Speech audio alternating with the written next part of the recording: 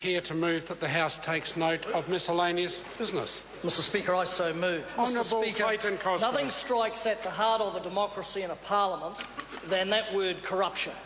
Nothing strikes at the heart of a parliament and as the Minister of Justice, who may or may not take a call, sort of disappears from view and from target, sir.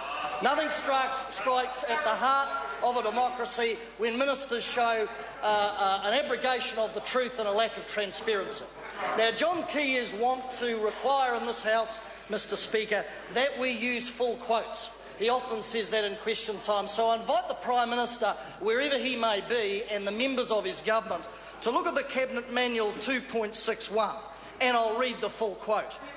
A pecuniary conflict of interest may arise if a minister could reasonably be perceived as standing to gain or lose financially from decisions or acts for which he or she is responsible. It goes on in 2.62.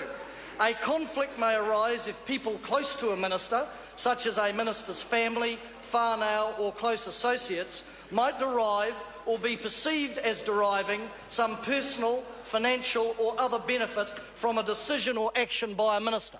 Well, sir, I put it to you in this House that by her actions, Judith Collins, of obfuscation, of hiding the truth from journalists and only answering questions she was forced to ask, some would say, sir, lying by omission.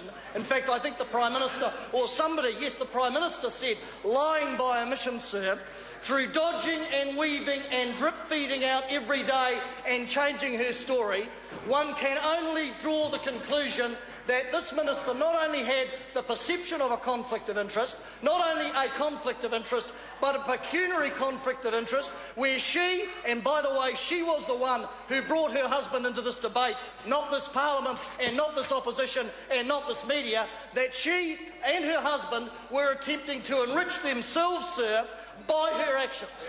By her actions of having dinner, of endorsing products, of knowing, as we just heard from question 12, that she was going to be meeting before she advised the Prime Minister with a Chinese official. And no one can say that this minister is somehow some sort of delicate, dilettante daisy, a first-time MP. Oh no, this is Crusher Collins. This is a lawyer, a senior member of the Parliament, a woman, a minister who told Paul Henry, I do not apologise for anything.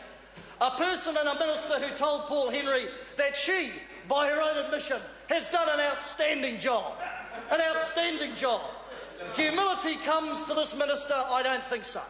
And then, of course, on the 10th day of the saga going through, as if by some act or some training to cry on cue, we have the minister shedding the odd tear as she's under pressure on the bridge by the media. Well, I say that camouflage will not wash, sir. I say that camouflage will not wash. The truth about this minister, one of the most experienced ministers and a minister of justice to boot, is that this minister knew exactly what she did, what she was going to do when she omitted certain events from her request to travel. Not only that, of course, she did not inform the Prime Minister knowingly that she was meeting a Chinese border official. And when it was found out by media, by Grant Robertson and others, they had to drag the truth every day from this minister, and she thinks she's off the hook because she can stand up and grin in that Shirley Temple sort of way and say, I apologised. Well, the problem that minister has is she has a problem with the truth. She has a problem with facts. And every day there is a new revelation. She tells us yesterday she didn't know where she was. Well, maybe somebody should have bought her a GPS. She tells us yesterday she was just popping in to see somebody. And then we know there were dinners, there were meetings, and all the time she lied by omission when she was only answering questions she was forced to ask. Now that strikes at the heart of the democracy.